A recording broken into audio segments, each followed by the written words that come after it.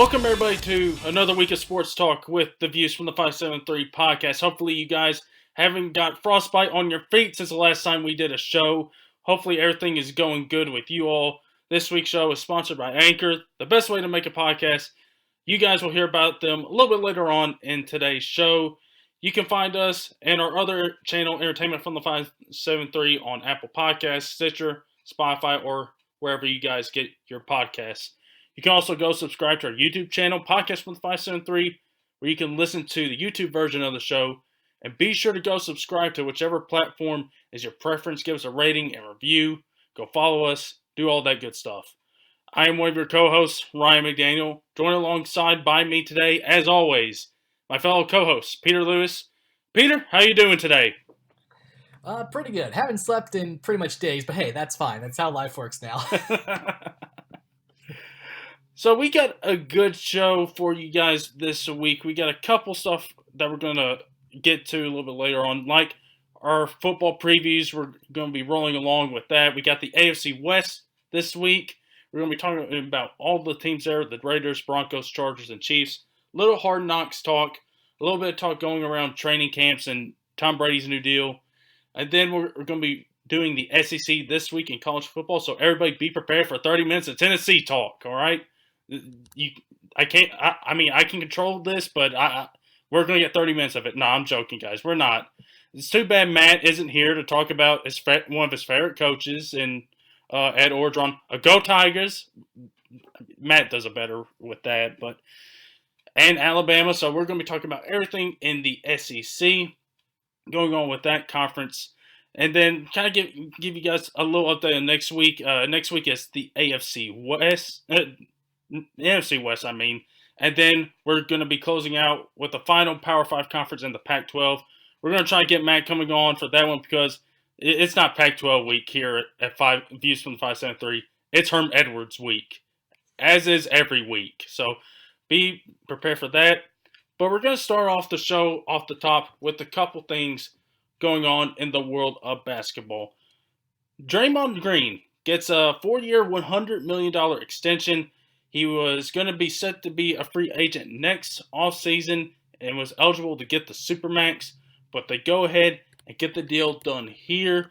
It's quite a little bit less than what he was going to get with the Supermax, but I'm guessing, basing off of the timing of this deal and how much Draymond is getting, is that, listen, both these guys are on good terms. They want to keep this thing going. Clay, Steph, and Draymond. Clay's come out with comments that they still feel like they have more years to be this dynasty that they've been the last 5 years for.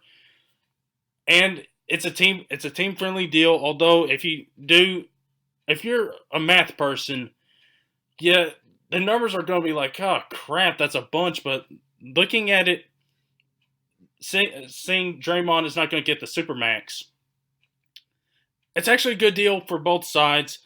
Draymond's going to get $22.2 million his first year, $24 million second year, $25.8 his third year, and $27.6 over in his fourth year. And the crazy part of it is the Warriors will have $129 million and $138 million respectively in 2020 to 2021 and the 2021-2022 seasons with Steph, Clay, Draymond, and D'Angelo Russell. That's how much they're paying those four guys for the next two seasons. So that is a bunch. And already weakens a very lackluster 2020 free agency class. Of course, AD is going to be there, but we're all feeling pretty good that he's going to re-sign with the Lakers. So, Peter, we talked about C.J. McCollum getting his new deal this week. What is your take on Draymond getting his new deal? And with all that you're hearing me talk about with the money situation, is this a good deal for Draymond, and is it a good deal for Golden State? Well, from a bank account standpoint, yeah, this is good for Draymond, clearly. Golden State, I would say it's definitely still good, especially with the because Clay's the one that's hurt next year, all of it, right? Pretty much, yeah. He's going to be probably going to come back around March, April. Mm-hmm. So, yeah. Especially with KD gone, it's pretty much just Steph and Draymond, which is pretty much the two big ones you had during this whole dynasty. So I think, from all points of view, it's definitely the best thing they could have done. It definitely keeps them in the hunt. And yeah, as you said, I mean, 2020 now free agency is not going to be fun because sure, AD has a player option, but after that, it's Pascal, Ingram, Jaylen Brown, Kyle Lowry. I mean, good players, but nothing fun like this year's was. Yeah, it's not going to be even close to the craziness we saw this year.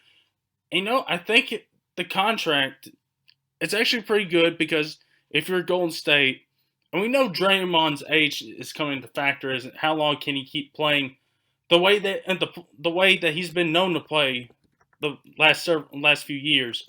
He's not going to be able to keep that up here for the duration of that contract, I don't think. Because let me see, how old is Draymond? I'm pretty sure he's around 28, 29. He's 29 years old. He's going to be turning 30 next year, so this is going to take him to his early 30s, around 33, 34 years old. And it's going to be very tough for him to keep playing the way that he's been playing, the way that we've known him to be. And I think if you're Golden State, it's a easy way to get rid of that contract. If you need to trade him for salary cap purposes, dump him. If you want to trade him for young prospects, or or if he isn't the same, and maybe somebody will take him in a salary dump.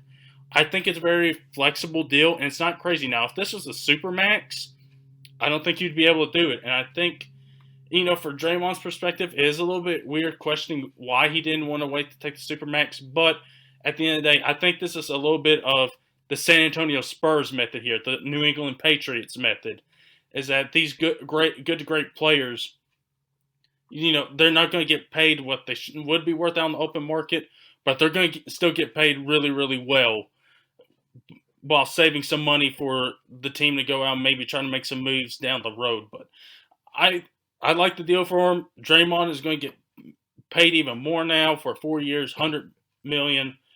And the Warriors, they spent a whole bunch of money this offseason to keep that team together, re-signing Clay, getting D'Angelo Russell on a huge deal, and now extending Draymond. So that's going to be where we're going to leave it off with that topic. Moving on to the next one. This one has gotten the attention of not only people in the college basketball world, but it's gotten the attention of people in the NBA as well, especially one guy, LeBron James. And this is the NCAA creating this rule concerning agents. They've added criteria for agents who wish to represent student athletes testing the waters for the NBA draft.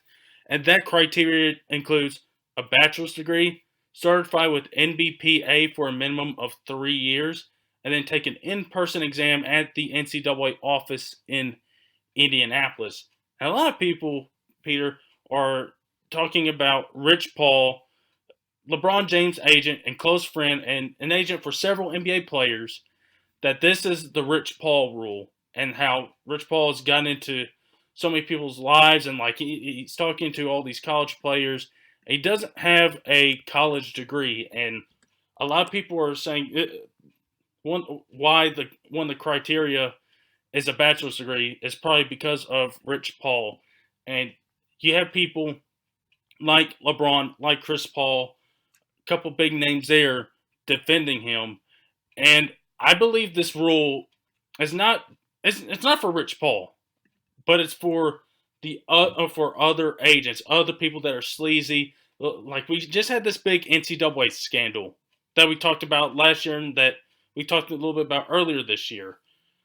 It's primarily for those people, for those agents, for some of those people that you might seem to be not trustworthy enough to be able to be an agent to some of these collegiate athletes.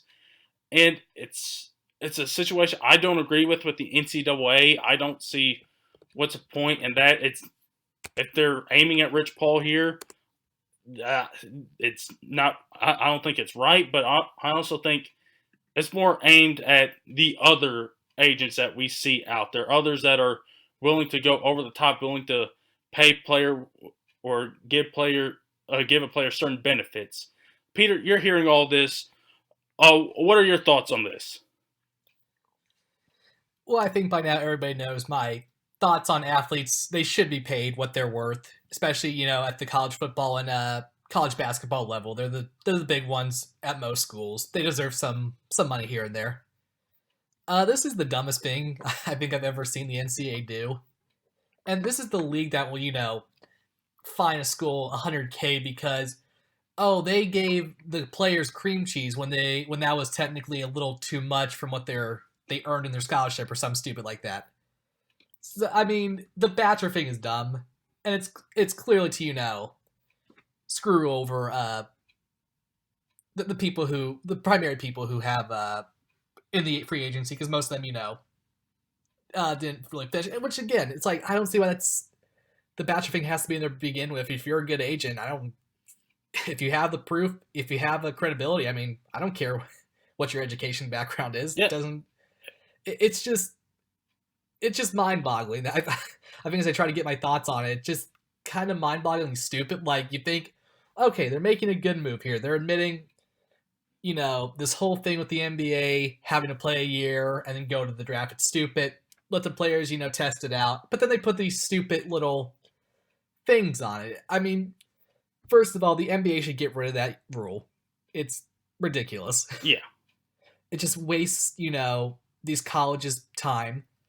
And I think it would make college basketball better, but again, we've been there before. Yeah, it's just... And again, the NCAA is so used to this, I don't think it's gonna. I don't think the reaction's gonna change anything, unfortunately. Because to be like, oh yeah, people always hate what we do. What's the difference? Yeah, pretty much. Here, you brought up one point, the agent's prestige or something like that. Yeah. Listen, Rich Paul, he's an agent of LeBron James. That's as prestige enough as you can get. Mm-hmm. I don't care if they're best friends or not. He's been a good agent for LeBron, and you can see he's been a good agent for Ben Simmons. He just got Draymond and got him this new deal. Bledsoe, Anthony Davis, that whole crazy situation. He represents 20 NBA players, including some of those guys I named off. And people like him. He's a good agent. He gets people these deals. And plus, a couple players that we've kind of talked about, Darius Baisley, the guy that said that he was going to skip out on college and try to go to the NBA draft, he decided to sign with Rich Paul and got a 7-figure deal with New Balance. He ended up getting picked 23rd overall in the draft this year, so it obviously worked out for him. But again, you go with prestige. Rich Paul, if he's a guy that the NCAA is kind of looking at, it was like that. This is a guy we're kind of taking a look at as somebody like this kind of thing is aimed at him. He's not the guy you should be worried about. This guy's a good owner. He's a good agent. He knows what he's doing. He's gotten his players very good deals. He knows what he's doing. And I think this rule, if the NCAA has any saving grace here, they come out and say, this is to make sure we don't have these agents come out here offering illicit benefits or paying players to where like it's getting into a bidding war to like who's going to be your agent and stuff like that. So it's a very bad move from the NCAA. I agree with you there, and a lot of people are seemingly looking at it that way as well. It's just a weird deal all around. The NCAA. Oh man, as we head off into football, NCAA. I do want to say real quick. I do kind of agree that it's probably good to protect some of these kids. Yeah. And, these predatorial agents who are just there to make a paycheck off them. I get that, and I almost wish they didn't do this rule unless they had players being paid to begin with. Then I could feel like, okay, it's still stupid and kind of dumb that you have to put those clauses in there, but at least we're at a starting point. That's what I hate. Like, there was no real starting point to begin for this rule. It was just like, okay, we'll kind of try to meet you halfway, but we don't want to. Yeah. It's like I can't see anybody with prestige who is going to be able to get these kids' trust. Yeah, it's going to be very tough. And the NCAA has kind of made it tougher here, but hopefully we hear less stories of some of these, some of these agents that are are not as prestigious and can be slime balls to go out and do this and try to bid on a kid basically to figure out who his agent is going to be. So it's still going to happen though. Yeah. College basketball, because it's so much smaller. The teams, I should say, are so much smaller than a football team, and easier to travel and all that. Which is why pretty much every college in the world has a basketball team because it's just so cheap to manage. You're always going to have those people in, and it's just like, just pay them. Let's just get it over with here. Yeah. Stop this madness. Everyone knows they should be paid. What do you do? It would be a lot simpler. Yeah, it would be. So moving off from college basketball talk there, to moving on to our weekly college football preview. Peter, it's SEC week. You know what, Ryan? Let's just get straight into it. Let's just get straight into the big one, the obvious, the elephant in the room. Let's talk about Tennessee, because this one will be fun, because where I'm negative about Penn State, Ryan, you have a thing that I think is called hope. Most of my teams don't give that to me anymore, so I'm kind of interested in what that is again. So if you could explain, what is hope? Well, Peter, I will tell you this. I am an overly optimistic Tennessee Vols fan. It's like I could somehow build into my mind, like, I will tell you guys this. Last year, I have not told anybody this. You guys will be laughing at me once I say this. But last year, I think I somehow convinced myself away that, like, weird upsets can happen. Like, I feel like maybe we can have a shot at getting Bama. I was like, you never know. It's at home. It's Pruitt. It's his first game against his old coach. Like, yeah, I don't know. Maybe something rolls our way. Something can happen here. And then, I mean, I guess in fairness to you, it was kind of there. A&M only put up 14. LSU put up 0. So to Mississippi State, you guys put up 21 on them. So you put up the same that their rival Auburn did. So, I mean, it's not too bad. I guess yeah. Somehow Arkansas, what? Did Arkansas put up? Let me check that again. Yeah, Arkansas managed to get 31 on them. I don't know how that happened. I don't know either. That's a great question. But I'm the more optimistic Tennessee fan than some are out there. Some are a little bit more cautious with what happened with Butch Jones and with Pruitt, waiting to see what happens with them. And then there's absolutely negative Volunteers fans. And Peter, I honestly don't know which one is worse. The category I'm in or the negative Tennessee Vols fans. I think we're both terrible. But that's neither here or there. But in fairness, all historically relevant college programs have terrible fan bases. Bama fans are obnoxious. Ohio State fans are obnoxious. Penn State fans are obnoxious. Everyone's obnoxious in their own right. I can't wait to be obnoxious again, Peter. I will tell you that right now. The days of Manning. No, wait, you didn't even win the national championship with Manning. Is that right? No, we won it the year after you left. That's right. Yeah. With who was your coach? Oh, Phil Fulmer, who's now the there AD. We go. Yep. And so far so good with him. I like what he's done. And with Tennessee, they brought in a lot of good coaches. They had an overhaul. They got a new offensive coordinator. They brought in Jim Chaney from Georgia. And this is his second stint with Tennessee compared to the Lane Kiffin, to the Lane Kiffin era. Or should I say Derek Dooley era? Oh, man. That's an era I don't want to remember. But so Tennessee brings him back. They bring in some other coaches that have high profiles, being as far as where they've coached, players they've coached up, recruiting, all that manner of stuff. And this is the second year of the Jeremy Pruitt era. They went 5-7 last year. Horrible close to the end of the season. Oh man, I really don't want to lose the Vandy this year, Pruitt. Please don't let that happen again. But the weird thing here is, I remember reading ESPN projected Tennessee. They were projected to win in 9 games this year. And I was like, huh? Am I reading that right? Are my glasses that dirty? And I was like, no, that's very true. And of course, the 3 games they don't have us favored in are Florida, Georgia, and Alabama. They gave us some slight edges in some other contests, like 50 to 51 to 55%, somewhere in there. So I was kind of shocked. I'm looking at projections. They are saying 6 to 7 wins, which I hope happens because that means we get into a bowl game. I think if you win 7 to 8 games this year, that shows progress, and that gets recruits' attention. And also, this is a big recruiting class for Tennessee this upcoming year. The state is loaded with a bunch of talented prospects, and to convince some of them you're going to do really good this year. Again, it's the second year to Pruitt. You bring in Chaney, and you hope he helps quarterback Garantano, one of the top quarterbacks left in the SEC. You hope he somehow lights a fire under him, and he somehow lives up to his recruiting ranking.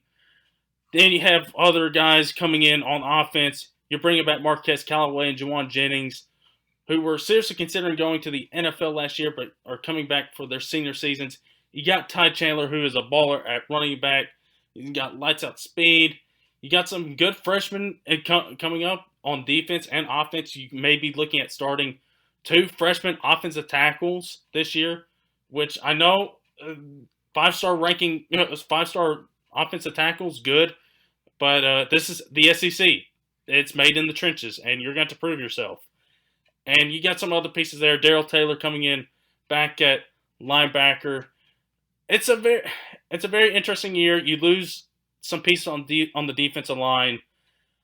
I'll tell you this, Peter. This is where my optimism is coming in.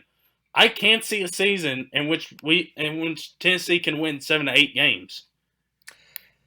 Yeah, about to say, when 2017 you only won 4, and last year you were 1 away from making a bowl game, the thing you want to strive to make it known that the season was good was you get it to a bowl game. Yes. And they certainly have a schedule that's workable. Georgia State should be a win. I think BYU should be a win because I really don't know what BYU is anymore, to be honest with you. Especially with Wisconsin last year just being such a fraud team. I mean, it's not really an impressive win for them. Chattanooga should be a win. You have Florida and Georgia, which I think even you can admit we're probably off to a bad start there. Florida is weird. I feel like Dan Mullen's becoming the new Butch Jones, which I hope really happens. But yeah, those 2 are going to be tough. Of course, Alabama's a guarantee. You can just might as well just not even play that game, to be honest. Can somebody accidentally run into Butch Jones on the sidelines, please? But hey, don't forget Mississippi State, South Carolina, UAB, Vandy at home. Ugh. And you also are at Mizzou toward the end, but that's coming off your bye. Yeah. After a Kentucky game. And in the 2 weeks before that game, Mizzou has to play Georgia and Florida. Yeah. So you're coming off fresh, and they're coming off just, the 2 toughest teams they could possibly face. So yeah, there's definitely upside for 6 wins to make a bowl game at least. Well, listen, I'm marking Kentucky as a guarantee. They lose a whole lot of prospects to the NFL, and plus, Peter, even when Kentucky's good, you beat them good last year. Peter, even they were ranked and we beat them pretty good.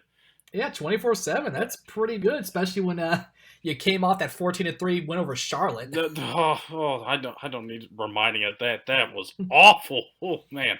But listen, even when Kentucky has one of their best years in school history, they still can't beat us. So I'm marking that up as guarantee. South Carolina, Will Muschamp. We've never been able to beat them at South Carolina or at Florida. I want to beat them. You need to beat them this year. But yeah, I definitely do see a path to get the 7 wins at least.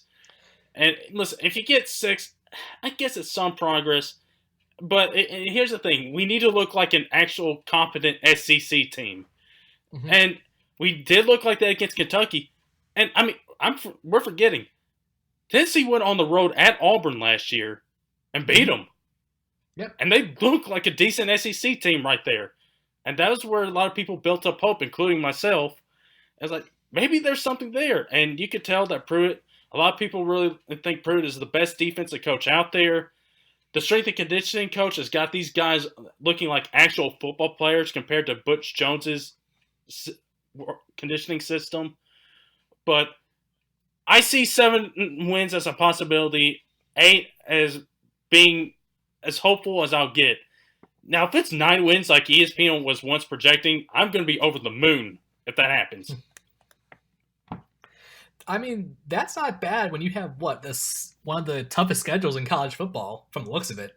Yeah. Now, see, if we lose the three that people are saying we'll lose, Florida, Georgia, Bama, all right.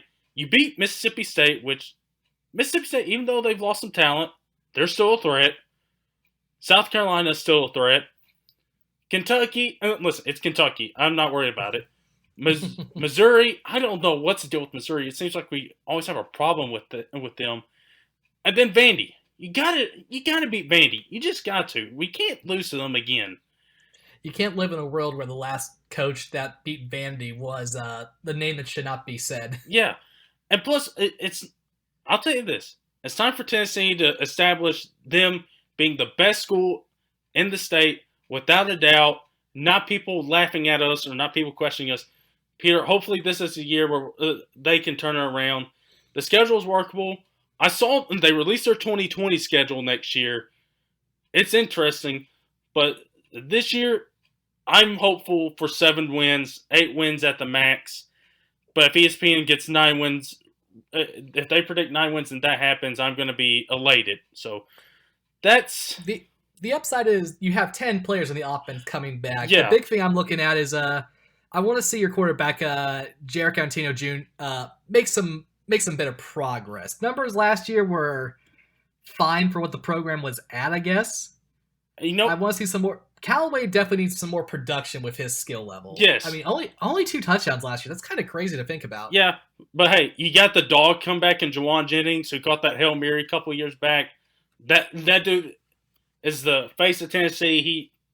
If you could have like 75 of him on one team, you would, because that team would be winning, tough, and gritty. But yeah, here's the thing with Garantano. He doesn't need to get hit like 50 times a game. that it just can happen. And also, then bring up Trey Smith. You have ongoing issues with him and blood clots. Now, they are working him in practice, no contact. But they have been consulting doctors around America, some of the best ones to talk about the situation, to kind of game plan for it. And hopefully it gets to a point where if he gets to play, great. But if he doesn't, but he gets to still support the team and help them out, and he gets to stay healthy, that's fine with me too. Health, at the end of the day, is the number one overall thing, and longevity is as well. If he gets to play, Peter, the offensive line could be looking really good this year, especially if those 5-star offensive linemen produce. Mm-hmm. In which case, Garantano's not going to get hit 50 times a game and get broken in half, which he was very close to getting broken in half a couple times last year. I was like, just get out of the game, my guy. Just get out. Like this ain't worth it. You're playing against NFL guys in Alabama. Get out of there. So that's where we'll leave it off with Tennessee. Not exactly 30 minutes like I joked about, but still somewhat there. So we'll just, since Tennessee is in the East, we'll start with the East. And let's just go with the top team in the East, Georgia. My goodness, Peter, Georgia's turned into a powerhouse the last couple of years. Jake Fromm, you got him come back. Kirby Smart, they're leading the way. They've been really consistent these last couple of years and have been a threat for Alabama in the West. I mean, Georgia's one of those perennial programs as is, so we can't be too surprised. But yeah, 2016 when they went 8-5, I think that was maybe the first hint that maybe there was trouble on the horizon, but they came back in the biggest way possible for that 2017 campaign right there. And last year, I mean, with the exception of that weird LSU loss, I mean, they were probably the best team in the SEC besides Bama. Yeah, and they're bringing back a whole bunch of good players. So you mention him. You got DeAndre Swift coming back. I don't know what it is with Georgia on running backs these last few years. If you're an NFL team and you see a running back and he's from Georgia, just take him. There's a good chance he's going to be pretty good. But you also have left tackle Andrew Thomas coming back to be a mainstay on the offensive line.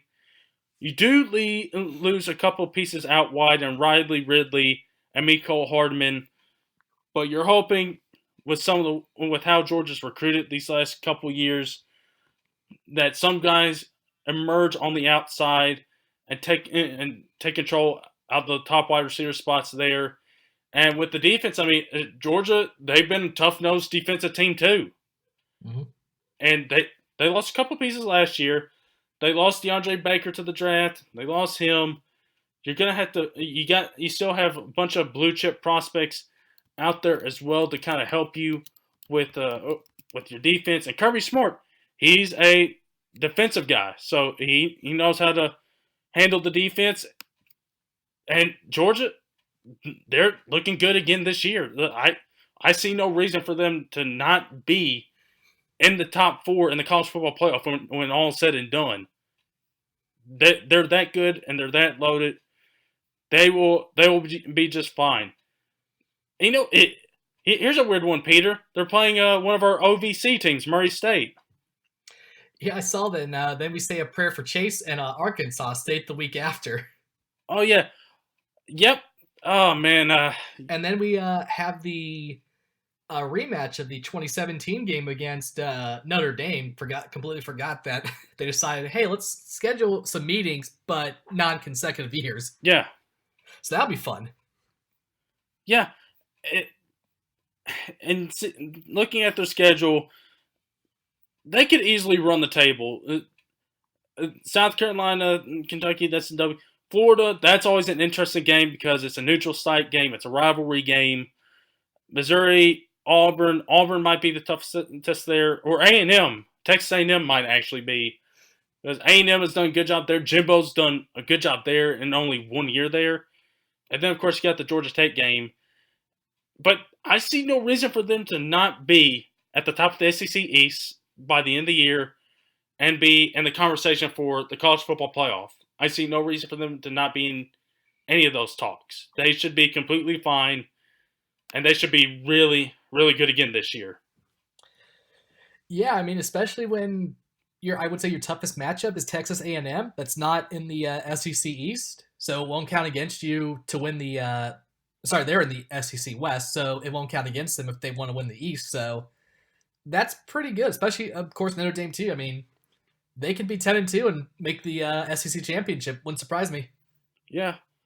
So moving on from Georgia onto the other team, to the Florida Gators. Dan Mullen, a second year, replaced Jim McElwain last year, coming back home to his alma mater. And what does he do, Peter? Well, let's see what he does. He ends up losing to Kentucky, which broke a 31-year winning streak. So there's that. And a couple months later, we just mentioned Georgia. Lose 36-17. And then let's see. Oh, yeah. Play Missouri at home and get blown out 38-17. That's not ideal for Dan Mullen in his first year. Of course, you got some off-field stuff going on there. Florida... Well, it's Florida. There's always something going on off-field. That's not really a surprise anymore. Yeah, it doesn't matter who the coach is. Shout out to Urban Meyer, but... Thank God Urban's not there. He's going to be at USC next year, everybody. But I will say this about Florida. Coming off a 4-7 2017, where they came to the season ranked 17 and had that pretty bad Michigan game to open the season. It's not a bad turnaround. No. Hell, they avenged Michigan by blowing them out in that Peach Bowl, and of course the players were dancing around. Harbaugh's like, screw this, I'm going home. So I gotta give them that. I gotta give Florida that. I appreciate that. Yeah. Good on those kids.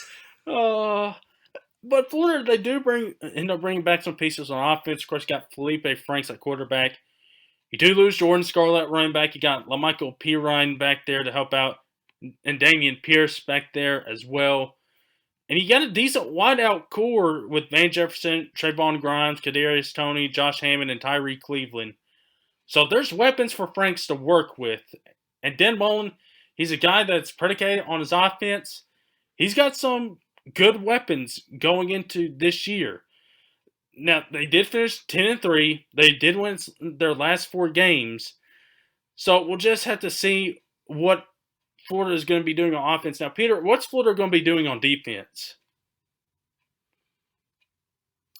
Well, they got 8 starters back, and numbers last year, looking at it, I mean, of course, that Georgia-Missouri game doesn't look too good on paper. The 31 you gave to South Carolina No. is kind of embarrassing as well. There's, it's workable, but it's not impressive to me. And listen, Florida has a lot of guys that have gone on to the NFL on defense. Yeah. Oh, let's not overlook Jabari Zuniga. Yeah, Zwinga, something like that. Yeah. Absolute stud. So can't ignore him. But yeah, for the rest of the defense, I mean, I'm not horrendously impressed. My standard is the SEC defense, which I kind of base on if Penn State were to face them, how scared am I of them? If they were facing Florida, I'd be a little on edge, but I would be like, yeah, we could maybe work with something. Yeah. So Florida and them all year two, it's going to be interesting to watch and interesting to keep an eye on. So moving on to the team of the state that rules the state, the Missouri Tigers. Year 4 of the Barry Odom era, Peter, they are not going to be eligible for postseason play this year. They got slapped around by the NCAA for what were deemed the actions of a rogue tutor years earlier. Shout out to all my North Carolina Tar Heel fans out there. But they're not going to be able to play in the postseason this year. They won 8 games last year, finished 8-5. They're going to have to find a new quarterback. You had Drew Lock moving on to the NFL. You do bring in Kelly Bryant coming in from Clemson. And you also brought in, there's another quarterback they brought. I think Sean Robinson, is his name, from TCU. So you bring those two guys in at quarterback. Kelly Bryant's going to get to play immediately. So you got a guy that's been proven and has played against good competition in the ACC. You have him there. Now, you did lose Emmanuel Hall at wide receiver and Terry Beckner at defensive tackle. But you do have some guys that are coming back, like Jalen Knox, like a Jordan Elliott, to help out on the defense at running back. You got Larry Roundtree, and you got an experienced offensive line. And also, you still got tight end. I can't even pronounce this guy's name. I'm just going to call him Albert O.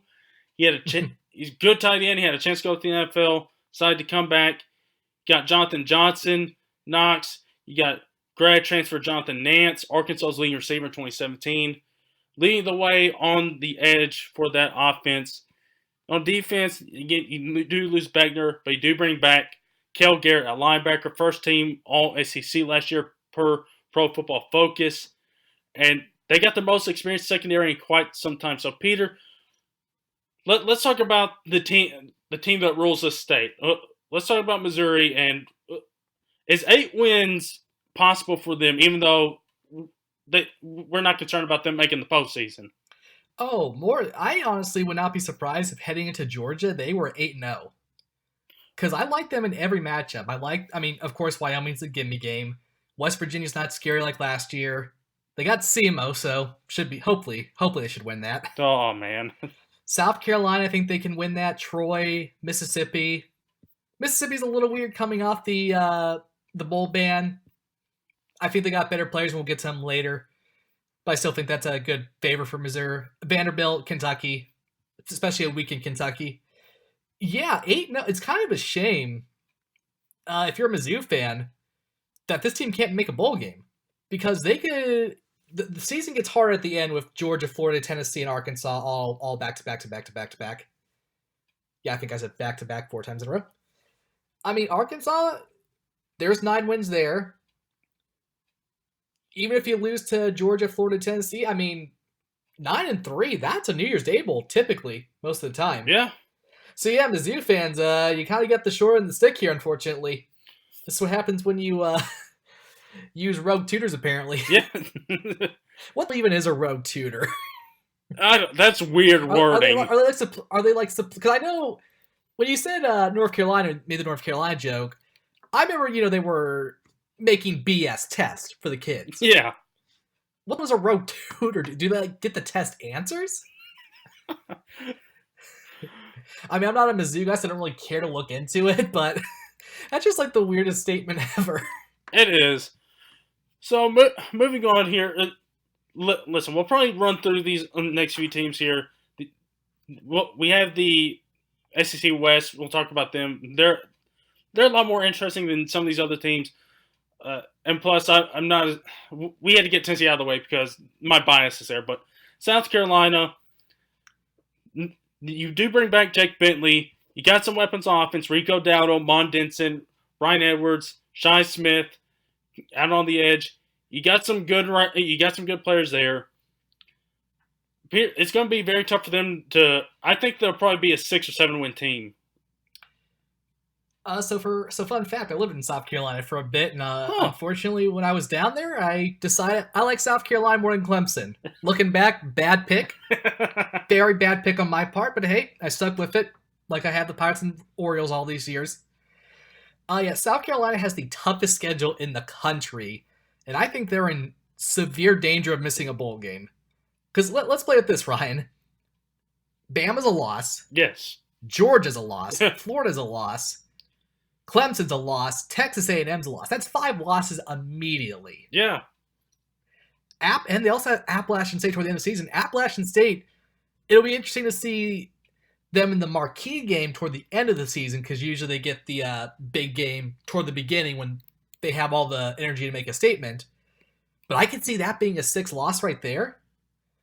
And then you got to look at everybody else. They should be Charles Southern. And North Carolina may not be guaranteed. Mizzou is a question mark. Kentucky could be a question mark. Tennessee, they could easily lose to Tennessee, I would think. So, yeah, this is a team that I would put money on them not making a bowl game looking at this schedule. This is brutal. Yeah. Who did South Carolina anger to have your 2 SEC West teams be Bama and Texas A&M? Oh, man.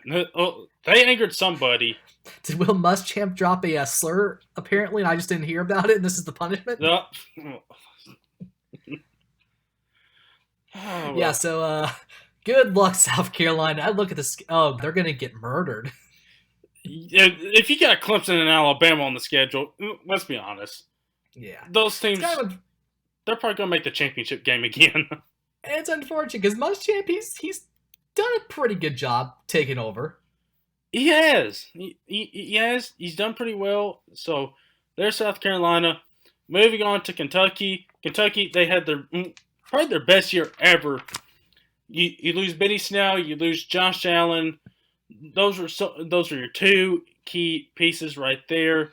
You lose them. You do end up beating Florida last year to break a 31-year streak, and it was just a crazy. It was just a crazy year for them. And Peter, am I mistaken, or did they beat Penn State in their bowl game? I would say they beat more James Franklin's stupidity than Penn State itself. Because the real Penn State showed up when Franklin decided, okay, let's stop being a trickster here. But yeah, they certainly lost a lot. This is not going to be the team that nearly upset Texas A&M like last year. I still think they might have enough in them to make a bowl game. If they get, because yeah, Louisville sucks. UT Martin, Toledo, Eastern Michigan, that's not scary. South Carolina, who knows? They might be able to get them. They should beat Arkansas. So yeah, there's still hope in Kentucky.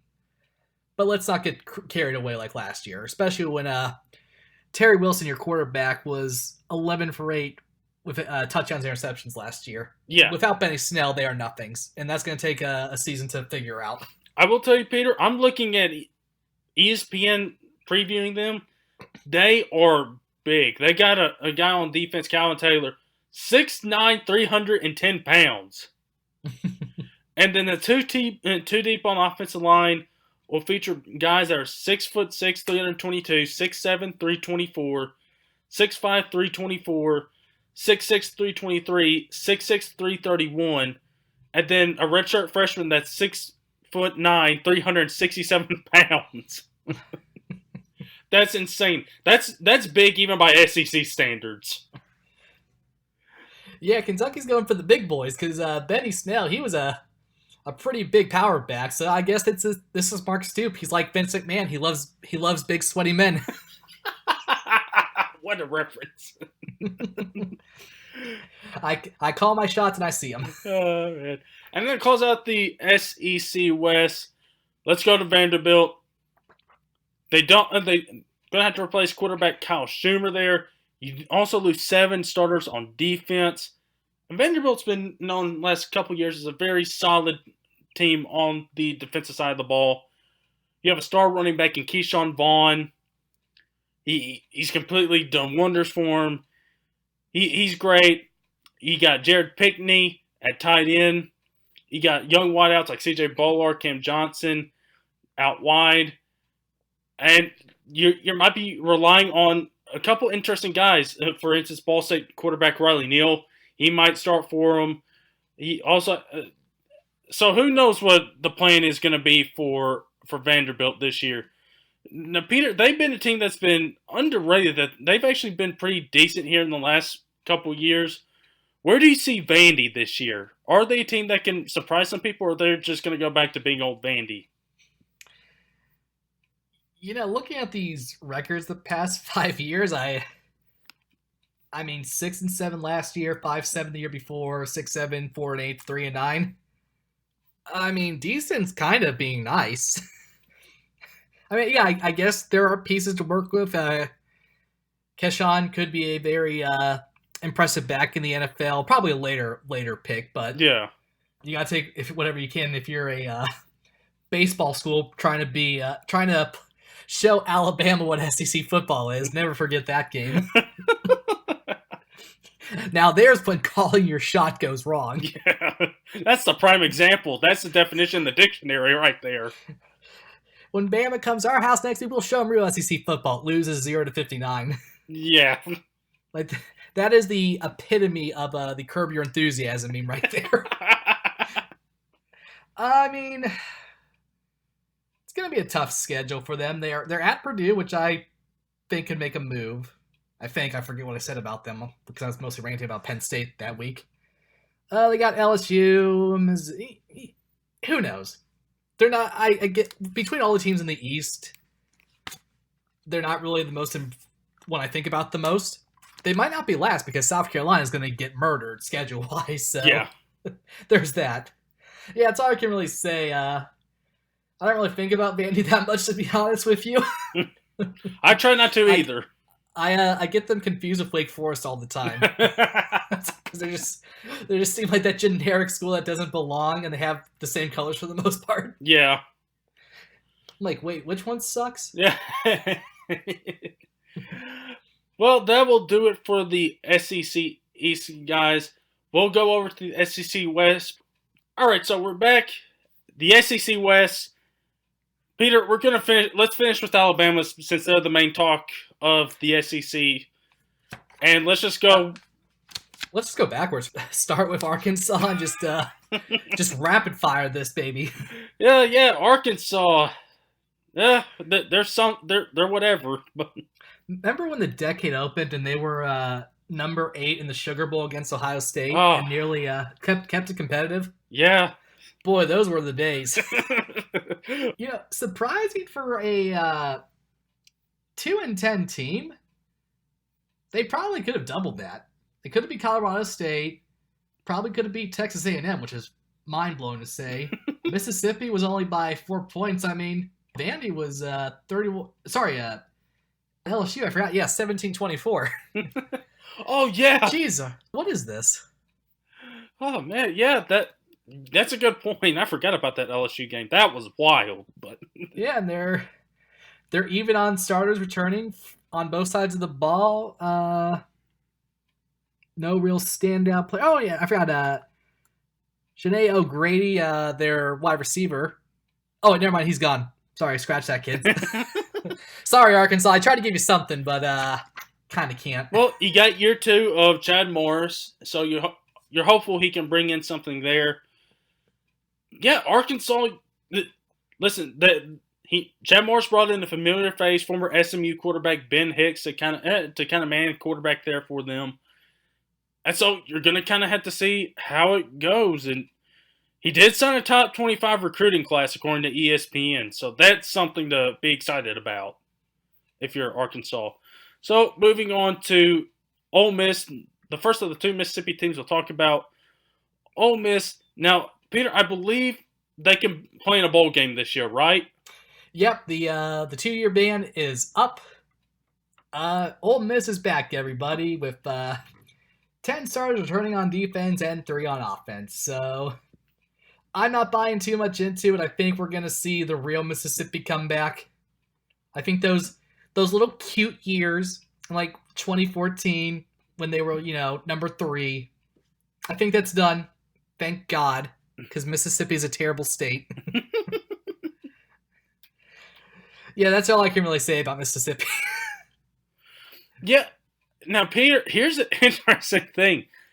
They're bringing Mike McIntyre, who's the coach at Colorado, and they're also bringing in Rich Rodriguez as an assistant coach. When will he stop?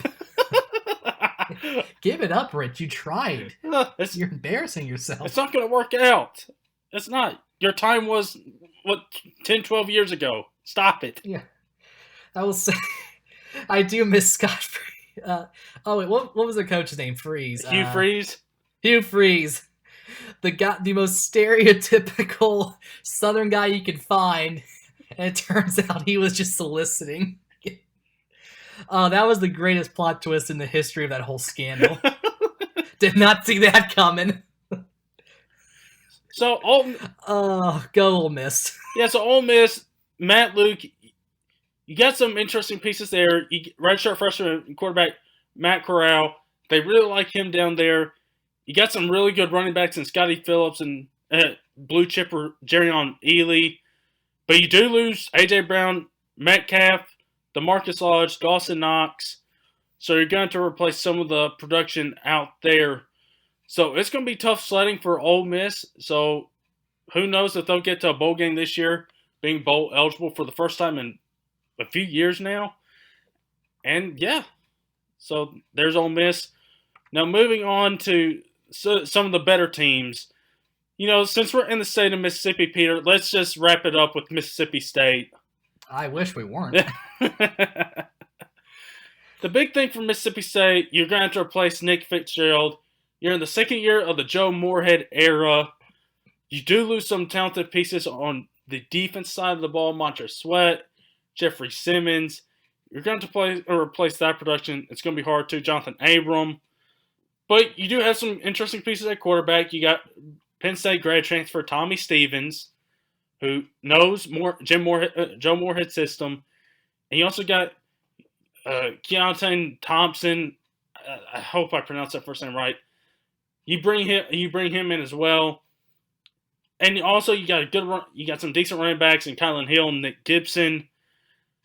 And plus, Moorhead's been recruiting for this Mississippi State team pretty well this past season and this year. And so he's getting some of these guys to buy in. And so, Peter, with your obvious history of Joe Moorhead and then bringing Tommy Stevens in at quarterback, I'm seeing projections for 7 to 8 wins. Is that possible in year 2 of Moorhead and with Stevens at quarterback? Yes, I mean certainly so. They definitely reap. This is a team that reaped the benefits of Ole Miss having to sit out a bowl game for 2 years. So the state of Mississippi was pretty much theirs for the taking, and I think we're seeing a lot of that. Tommy Stevens, I'm going to be interested to see what he does. Like I say, sure, knowing the system's good and all, but there's a huge difference between quarterback in the SEC and the Big Ten that I don't think many people realize. So that could be a fun thing to watch. But yeah, other than that, offense, 7 starters come back. Defense, they got only 4, but one of the big ones is, Earl Thompson, as we said. Again, I hope I pronounced that right as well. Yeah. Yeah, I think 7-8 is pretty much within reason. I'm not going to go crazy and say we're going to go back to 2014 where they were able to upset the number 8, number 6, and 2 team in 3 weeks. We're not going to go that crazy. Yeah, no. Never again. No. So, I guess there's Mississippi State. Moving on to Texas A&M, second year of Jimbo Fisher. They almost beat Clemson early last season. And, Peter, they got to – it's not going to get any easier for them after winning 9 games this year. They got to go on the road at Clemson, and then you replace the Kentucky home game with, guess what, Texas A&M? You get a trip to Athens, Georgia. Have fun with that. But you're looking very good on offense. You got Kellen Mond. You do lose Travion Williams and a couple starters on the offensive line. You do bring back Courtney Davis, Cameron Buckley, Kendrick Rogers at wide receiver. That's a good trio of wide receivers there. You got some good sophomores there, and Deshaun Corbin and Jacob Kibodi at running back. And defense, you're bringing back some guys that were hurt last year. Anthony Hines, Michael Clemens. That'll help on defense. Let's be honest, Texas A&M hasn't been known for the defense, and nor should they. At Jimbo, at Florida State, they had some good defenses, but they weren't really world beaters, but they were still good. Jimbo here, I think the offense is going to be interesting. Kellen Mond is going to be very interesting to see where he goes in year 2 of the Jimbo Fisher era, to see how he progresses in this system. In fairness to the defense point, they were, let's be real, when the decade started, they were in the Big 12, so it's going to take some time. But other than that, this is a team that I wouldn't be surprised to buy some more stock in. Yeah. Because they have Bama. They also have Bama at home. And that's coming off their bye. Actually, sorry, both teams are coming off a bye, so that'd be a nice, even matchup. Clemson on the road will be a fun one. About to say, if those are the only two you lose and you can manage to upset Georgia, yeah, this is a pretty interesting contender for the coming years, especially with Jimbo's recruiting style. Yeah, and Jimbo is recruiting really well, and you kind of knew he would, and Texas is such a talent-rich state. It's a recruiting hotbed, and he can recruit there, and he can recruit anywhere, so the future's looking bright for A&M. So moving on, Peter, let's get to one of Matt Mormon's favorite college football coaches of all time, Ed Orgeron himself. Go Tigers! Matt can do it better, but about to say he has the passion because he's not a Tennessee fan. That's what's holding you back. If you had no connection to the SEC, you could just be like, "Go Tigers!" That's fair. That's a fair assessment. But yeah, Ed Orgeron, LSU, right there. It's interesting because now you're in year 2 of having Joe Burrow be the quarterback there for LSU. You do have some interesting pieces there. Clyde Edwards-Helaire back there. You got some blue chippers coming back. Blue chippers coming in John Emery and Clavon Chasen. Missed last season. I know a lot of people were high on him or expecting a breakout. You do lose guys like Greedy Edwards and Devin White at linebacker, all American players. But LSU, they're a team that can recruit as well. You got some good pieces on defense. Again, Grant DePitt, one of the best safeties in the country, a projected top 10 pick going into the draft next year. Got Christian Fulton at corner, Tyler Shelvin at defensive line, sitting at 6'3", 362 pounds. So, but LSU is going to be good. It's going to be interesting to see how they can compete with the Bamas of the world and the Georgias of the world as far as trying to fight their way to the top of the SEC. We know they're going to run the ball. That's LSU style. But Joe Burrow, it's going to be interesting to see what he can do in year number 2. With that there, so that's LSU. Now moving on to the 2 Alabama teams. And this is where we're going to leave off. Let's go to Auburn, Peter. Let me tell you what, Auburn has been up in arms too, and it's because of the results Gus Malzahn has given them the last couple of years. Of course, last year, you had some bad games. You did, although I would call this one a good game, you did lose to Tennessee. So that hurts Auburn right there. No bias right there, but Malzahn, you do have to replace Jarrett Stidham. You don't know what to do at quarterback. You did have one quarterback transfer, Malik Willis, and you're hoping true freshman Bo Nix or 2 redshirt freshmen Joey Gatewood or Cord Sandberg can help replace the void at quarterback. They bring back Jatarius Whitlow, really good running back for him. Sean Shivers as well. Really good freshman last year for him. You do lose some guys at wide receiver, Ryan Davis and Darius Slayton. You do bring back a couple really good sophomores in Seth Williams and Anthony Schwartz. A couple injured players from last year, and Will Hastings and Eli Stove. Malzahn is predicated on offense. He's got a really good team on offense coming back and just figuring out quarterback. They don't start off easy, Peter. They got to go to Oregon week 1. Mm-hmm. They got to play Arlington. Yep, they got to play them in Arlington in Jerry World. That's not a good team to start off your season against. Considering we're going to talk about Oregon next week. Oregon is going to be really, really good, especially with Herbert back. Yeah, I'm low-key worried about Auburn, to be honest with you. Auburn fans are low-key worried about it. Yeah, the past 5 years, to be honest, I haven't really been impressed by them. I almost wonder if those, good years under Newton and the kick six, if that was the peak of what we're going to see from Auburn for a while, because they've only beat Bama once. Yeah. In the past 5 years. And even then, didn't really do much for them in the long run. Yeah. Yeah, I just don't know what Gus is doing. I'm really worried about true freshman Joey Gatewood at quarterback. That's I don't know. SEC, I'm just always worried about any freshmen. So yeah, and listen, on defense, they do have some really good players coming back. You bring back All-American defensive tackle Derek Brown, had a chance to go to the NFL, comes back. Marlon Davidson, Nick Coe coming back as well as safeties Daniel Thomas, Jeremiah Denson. And you got some really good young safeties too, Jamin Sherwood and Smoke Monday. That's a good name right there, especially for a safety. So the defense, that might, if you're worried about offense for Auburn, even though Malzahn is an offensive guy, you have a really good defense coming back. You have some really good defensive linemen. So I think maybe you probably rely on that defense a little bit to help you out there as you try to figure out who's going to be your quarterback.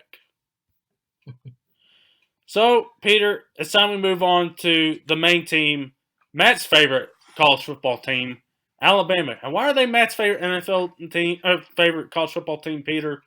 Well, he's a bandwagoner. Well, yeah, that's true. Well, what does Alabama do? They play football games. And do they win them? Yes.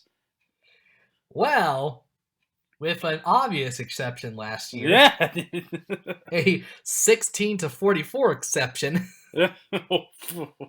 I forget just how bad they lost to Clemson. Yeah, it felt like a much closer blowout than it was on paper. Yeah, and the story with Alabama here is you're replacing a bunch of assistant coaches. You're going to have 2 new coordinators. And this is something I think we may have talked about last season, or we talked about in the early stages of the offseason. Like, where's this consistency? Can the coaching staff for Alabama be stable, considering you're losing a lot of assistant coaches and coordinators each and every year? They're going to be doing that again. They're going to be replacing a lot of coaches. And I mentioned both coordinators and 7 full-time assistants as well. But Alabama is still Alabama. You got Tua Tagovailoa back there. Top prospect for the NFL. What else you need to say? You got a really bunch of great wide receivers. Jerry Jeudy, Henry Ruggs, Devontae Smith, and sophomore Jalen Waddle. All really good. They have a bunch of... There's no shortage of riches there, Peter.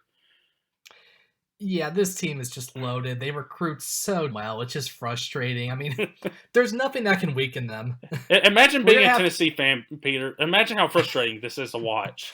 You literally have to wait for Saban just to retire. That's all you can do at this point. And Butch Jones to take his place. Yeah. Even then, maybe the allure of Alabama would probably make him one of the GOATs. I don't mean to put that idea in your head, but let's face it, this team, this program, I hate it. Yeah. And here's the thing, they're going to be even more deadlier because they got blown out, embarrassed. Yeah. They're going to have a chip on their shoulder. That's even worse for everybody that faces them. That's an even worse nightmare for playing against Alabama. Well, not when it be Western Carolina toward the end of the season, that's for sure. Oh, yeah, of course, Alabama, the very challenging non-conference games. They got Duke to open the season in Hotlanta. Ooh. Oh, that's going to be a bar burner. Can you spell upset alert? Also, Southern Miss. Wow, what is this, the late 90s? Oh, man. Oh, But yeah, Alabama. If there's any team that we're guaranteed to get an undefeated season from, it's probably them. yeah. The only upset pick that I would have would be Texas A&M. But even then, I'm not going to put money on that game. Yeah, it's easy to see Bama back in the top 4 college football playoff easily. I expect Tua just to be an absolute destroyer of worlds. I am kind of surprised how little he didn't run as much as I thought he was. Only 5 touchdowns on the ground last year, but when you're throwing 43 through the air, I mean, I guess you can't be too picky. Yeah. I mean, if it ain't broke, don't fix it. And it's not like you're always struggling for running backs at Alabama. No, you're not. 3 of the last 15 Heisman winners were running backs from Bama. Yeah, we're fine. Oh, yeah. So, Alabama, long story short, they're good, everybody. They win football games, as Matt would say. Roll Tide. Oh, man. That's something you'll never catch me saying. No. I will never say that. I will only say go Tigers, and that's it. I'm not saying anything else. I will only do the Florida champ to mock them, and I will only do the Roll Tide thing to mock them as well. Well, you do the Florida thing kind of like a perpendicular where it's like forming an L, and then you go for it. That's a great idea. Yeah. If we beat Florida this year, I'm definitely doing that. So yeah, everybody, there's the SEC West, and next week, it's Pac-12 week, or better yet, it's Herm Edwards week, everybody. Get hyped. So moving on, closing out, we got the AFC West, but first, Tom Brady gets a new deal, Peter. He's signing a 2-year deal. He's going to get paid $23 million this year. And get this, the Patriots are still going to have $5.5 million of cap space left to go out and do something. Mm-hmm. That's crazy. The crazier thing is, I think I read that they actually will save money in the long term, too. Which, I mean, for Brady, I mean, being, 62 by now, I think? You're kind of on a year-by-year base. I'm almost amazed he came back, to be honest. I mean, you single-handedly tied the Steelers in Super Bowl wins by yourself. I mean, that was a team that had to have Terry do it 4 times and Ben somehow do it twice. I still don't know how we won one with Ben. What a world this is. I mean, does he want lucky number 7? I mean, either way, Tom, you're pretty much the GOAT no matter when you leave, so... Yeah. Don't get too selfish on us here. So, yeah. Can you believe we're approaching nearly 20 years of just this BS of the Patriots? It's crazy to think about. When they started, the Rams were still in St. Louis. And by then, I mean an actually good Rams team, not the decade before they left team. Way to trigger a bunch of people in St. Louis, Peter. I mean, am I wrong, though? No. The Rams sucked. As long as I lived here. All right, so there's the Brady news. Let's move on to the AFC West. And Peter, let's go ahead and start with the darling. And no, it's not the Chiefs. It's the Raiders. Oh, goody. We stand the John Gruden-led Oakland Raiders. Ryan, I heard that AB did something a little stupid. Do you know what that might be? Well, I heard his son also asked where was Big Ben. I would have paid... Do we know what AB responded with? Because I'm dying to know that. I wish we did. Well, son, Captain Fat Expletives back in Pittsburgh.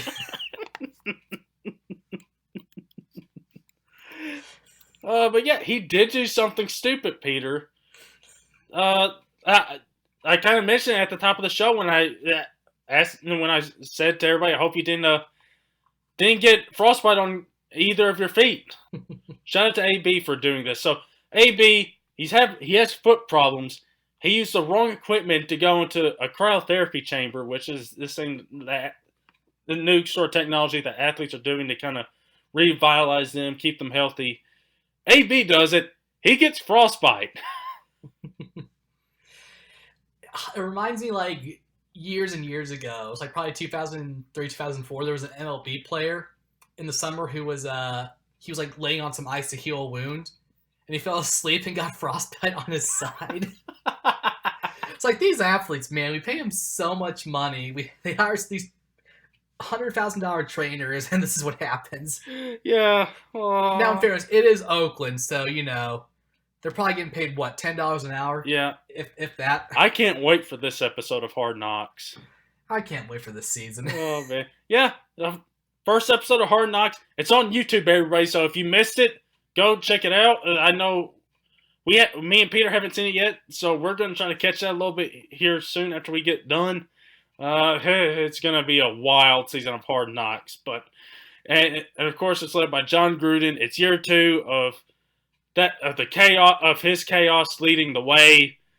You bring in a bunch of these players, AB, the top guy you bring in, Tyler Williams, Trent Brown from the Patriots.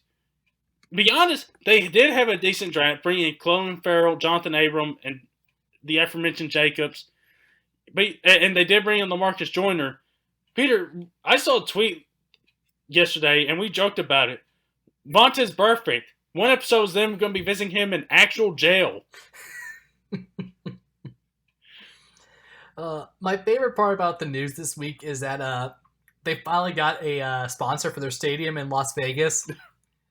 It's Allegiant Airlines, one of the worst airlines in the country, and that's saying something. It's only fitting. I think my favorite joke was someone's on an Allegiant plane, has a medical problem, and the stewardess is like, "Is there a doctor on board?" And someone stands up like, "We're on an Allegiant flight. There ain't no doctor on this." It's like, how does the arena get T-Mobile, one of the top carriers in the country, and your $1 million stadium that you force the taxpayers to pay for in a state where education and just government in general is so bad, you can only get Allegiant Airlines. That's awful. What a world. I love it. This is going to be great. Nothing like the Oakland Raiders to inject some happiness into the program, but yeah, the Raiders. I'm surprised if Mark Davis they couldn't get a PF Chang's sponsorship for that stadium. They're certainly getting great clips or supercuts with that haircut of his. Zingers all around. So many zingers. Yeah, get to Gruden. You got Derek Carr quarterback. You don't know what's going to go on with him. I did like what they did at the draft. They did pretty good there. And you just bring a whole bunch of these pieces. But, Peter, it's just a whole bunch of noise. And I don't think it's very tough for me to see this working out. I mean, especially when you're stuck with Gruden. You basically gave him the team. I mean, 10 years, $100 million. He has actual stake in the team. I mean, he can kind of do whatever he wants with little consequences for the most part. Yeah. So, I mean, Carr, I still have some faith in, but with Gruden as the coach, and, Gruden's very questionable history of ranking talent at quarterback, yeah, it's not the greatest thing in the world. I mean, all you can really say about this team is just make jokes, because they're not going to be a factor. We know that. Yeah. The absolute upside, which would be a miracle, would be like 6 wins. And even that, I mean generous. This team sucks. It's just, like, we're worried about Cleveland being a combustible nightmare. At least Cleveland has, I can't believe I'm saying this, at least Cleveland has things in place to control it for once. That's, what is this world coming to? Thankfully, the Raiders keep it real. They're just going to be bad. I have zero expectations for this team. Al Davis is smiling somewhere. Yeah. Well, he's looking up, though. But, so there's the Raiders. They're a train wreck, everybody. It's going to be the best train wreck in football this year. No questions asked. Yeah. So, where are they even playing? Because they don't have the Coliseum, right? I don't even know where they're playing this year. Oh, I don't know. That's a good question, but where are the Raiders playing this year? Well, in the meantime, Uh, let's move on to Denver. Denver's an interesting spot.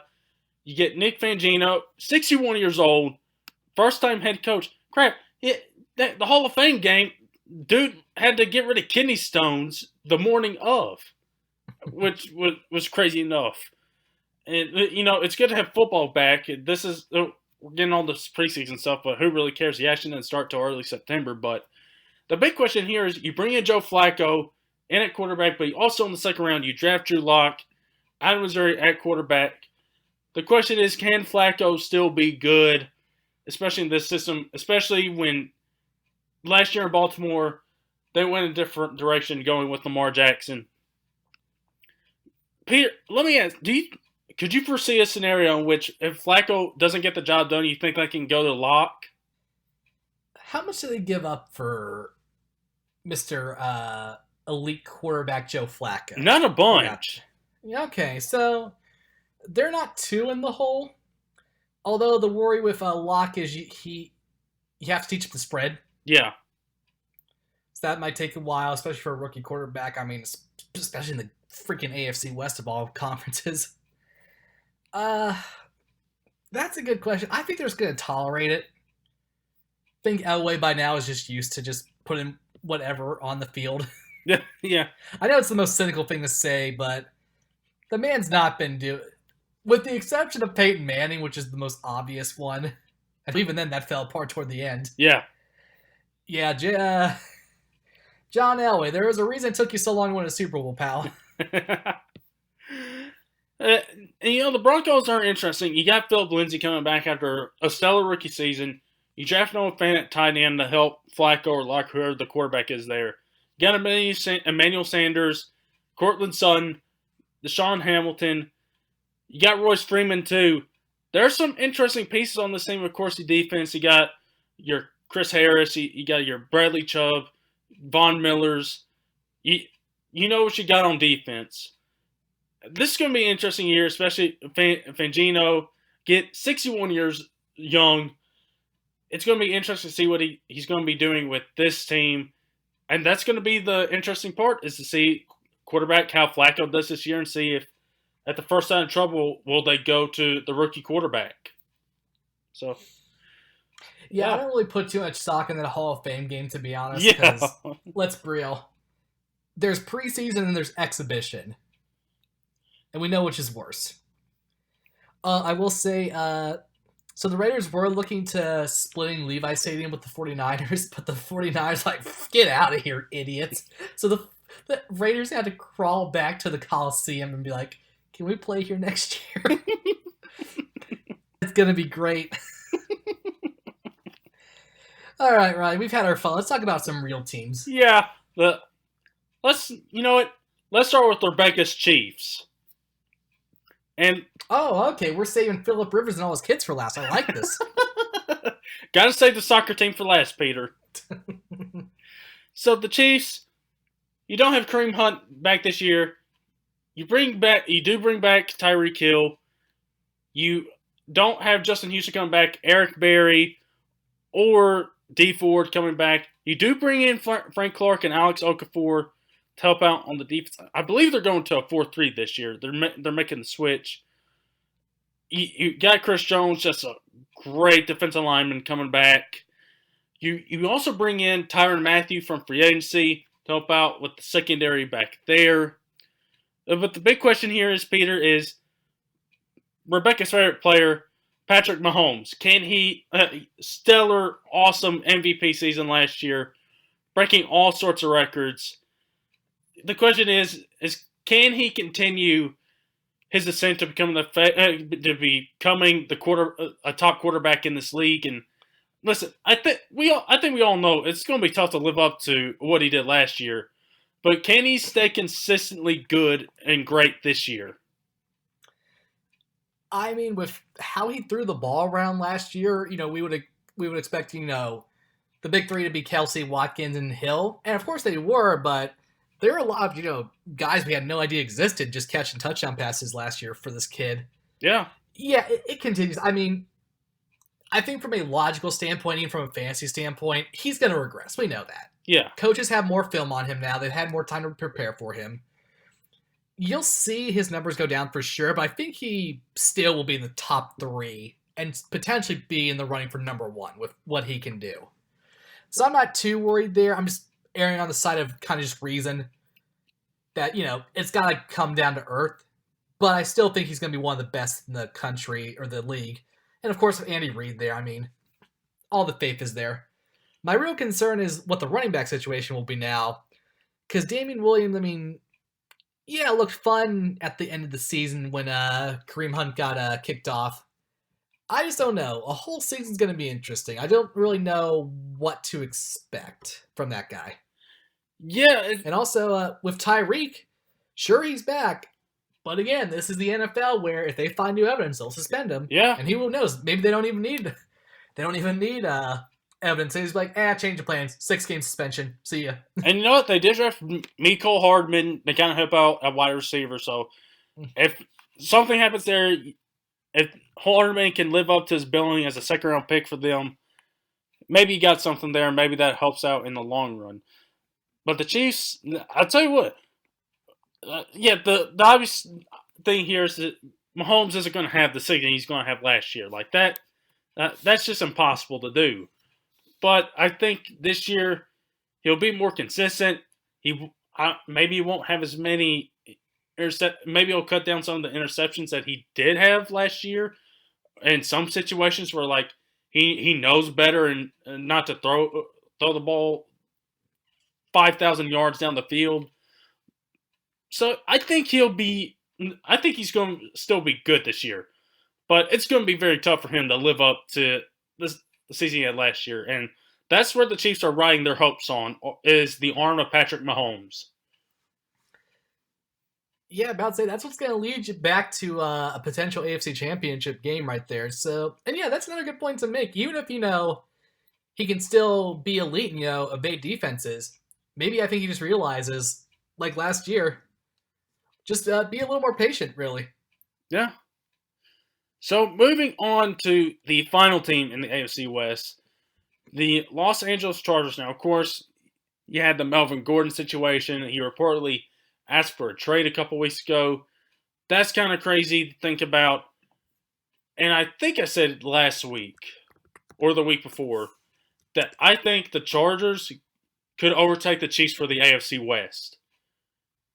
And I'm still standing by that. I think the Chargers have a chance to be the better team in the AFC West. They're still good. Again, you got Philip Rivers there along with all of his 9 children. You got Hunter Henry back there as well. Keenan Allen, Mike Williams, Austin Eckler. Great offense. Got a good offensive line there as well.